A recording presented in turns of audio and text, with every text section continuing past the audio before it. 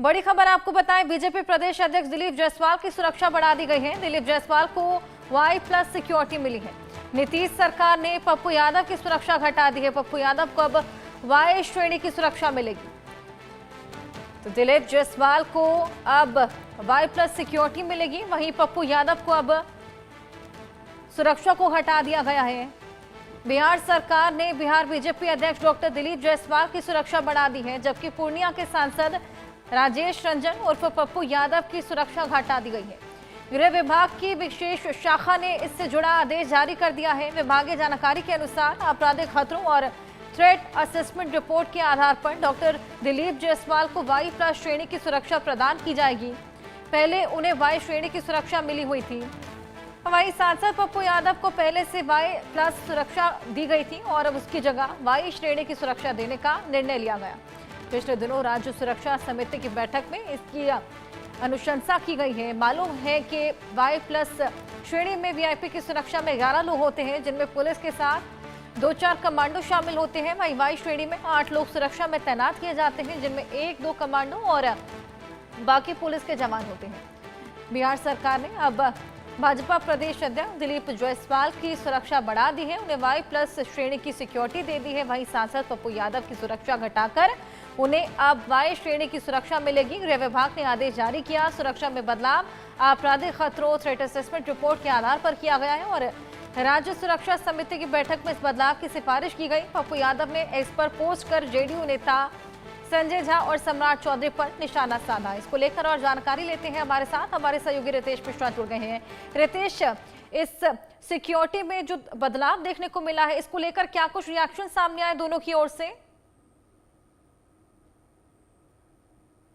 बिल्कुल, देखिए कि सिक्योरिटी में जो बदलाव होता है और खासतौर पर जब राजनीतिक दलों से जुड़े हुए नेताओं की सिक्योरिटी में जब बदलाव होता है तो पूरा राजनीतिक चश्मे से इसे देखा जाता है। अगर कोई विपक्ष का नेता है, जब सिक्योरिटी बढ़ाई जाती है तभी वो हंगामा होता है, सवाल उठते हैं कि भाई जब उनकी नजदीकी बढ़ रही है, क्या समीकरण बदल रहे हैं। और जब उनकी सुरक्षा घटाई जाती है तब नेता जो है वो हाय तौबा मचाने लगते हैं। तो यहाँ पर देखिए समीक्षा होती है, तो जो सुरक्षा एजेंसियां होती हैं वो समय समय पर पूरा वो जो चीजें होती है उनकी समीक्षा होती है कि भाई किसकी सिक्योरिटी और बढ़ानी है, किसके ऊपर खतरा ज्यादा है, किसके ऊपर खतरा कम है। तो इस अनुसार वो सारी चीजें जो हैं वो अपडेट होती हैं, उसी के अनुसार सुरक्षा बढ़ाई और घटाई जाती है। ये एक सामान्य प्रोसेस है। लेकिन जब राजनीतिक दलों से जुड़े हुए लोगों की सुरक्षा बढ़ाई या घटाई जाती है तो उसके मायने निकाले जाते हैं। अब पप्पू यादव को देख लीजिए कि पिछले साल लॉरेंस बिश्नोई के नाम से थर्राते थे ये, और लॉरेंस बिश्नोई के नाम पर ये कह रहे थे कि भाई लॉरेंस बिश्नोई मुझे जान से मारने की धमकी दे रहा है, लिहाजा मेरी सुरक्षा बढ़ाई जाए। खैर उस समय तो सुरक्षा नहीं बढ़ाई गई, लेकिन बाद में इनकी सुरक्षा बढ़ा दी गई थी। पप्पू यादव बेहद खुश थे कि चलिए सुरक्षा बढ़ गई है। और सबसे बड़ी बात है कि जब नेताओं की सुरक्षा बढ़ती है तो उनका जो कॉन्वॉय होता है उसमें कई गाड़ियां बढ़ जाती हैं, ब्लैक कैट कमांडो आ जाते हैं, और इससे एक जनता के ऊपर भी एक मैसेज जाता है कि भाई नेताजी बड़े नेताजी, इनको सुरक्षा बड़ी VVIP वाली मिली हुई है। तो एक मानसिकता नेताओं की ये होती है। लेकिन जब सुरक्षा घटा दी जाती है तो फिर राज्य सरकार पर ठीकरा फोड़े जाना लगता है कि भाई मैं विपक्ष का नेता हूं, इस वजह से मेरी सुरक्षा घटाई जा रही है। तो बिहार में क्योंकि चुनाव है और चुनाव को देखते हुए सारी चीजें जो है वो दुरुस्त की जा रही हैं। इस पर उस तरह से तो प्रतिक्रिया निकल कर सामने नहीं आई है, लेकिन हाँ कई नेताओं ने इस पर आपत्ति जाहिर की है कि भाई जहां सिक्योरिटी बढ़ानी चाहिए इलेक्शन में, वहां आप सिक्योरिटी घटा रहे हैं। कुछ बीजेपी के नेताओं की सुरक्षा बढ़ा दी गई है, तेजस्वी यादव की भी सुरक्षा पहले से बढ़ी हुई है। तो बिहार में ये चुनाव से पहले ये सारी चीजें की जा रही हैं, लेकिन अब इस पर जो ये भी एक तरह से राजनीतिक मुद्दे के तौर पर आने वाले समय में देखा जाएगा। जी बिल्कुल, वाकई यहाँ पर तमाम तरह के रिएक्शन सामने आ रहे हैं। ये जो बदलाव सुरक्षा में किया गया है, हालांकि जिस तरीके से आपने बताया, इसको लेकर बाकायदा एक असेसमेंट रिपोर्ट तैयार की जाती है और उसके बाद ये फैसला लिया जाता है। पप्पू यादव जिनकी सिक्योरिटी यहाँ पर घटी है, वाकई बेहद ज्यादा नाखुश होंगे रितेश इसको लेकर वो?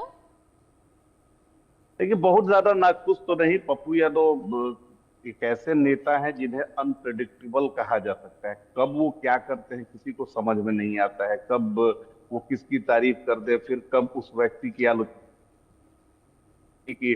कुछ दिन पहले तक पप्पू यादव प्रधानमंत्री नरेंद्र मोदी और नीतीश कुमार को जमकर कोसते थे।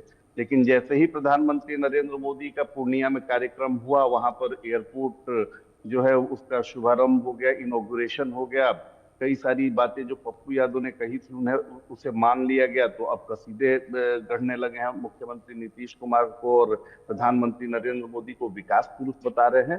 तो पप्पू यादव की अपनी राजनीति है, और पप्पू यादव में एक एक खूबी जरूर है कि वो राजनीतिक आरोप प्रत्यारोप जरूर करते हैं, आक्षेप कटाक्ष सब करते हैं, लेकिन जब नेता, विरोधी दल का नेता भी सामने आता है तो एक जो प्रोटोकॉल होता है, एक जो कर्टसी होती है, वो पप्पू यादव जरूर निभाते हैं, और ऐसी सीख सभी जो युवा पीढ़ी के नेता हैं उनको रखनी चाहिए।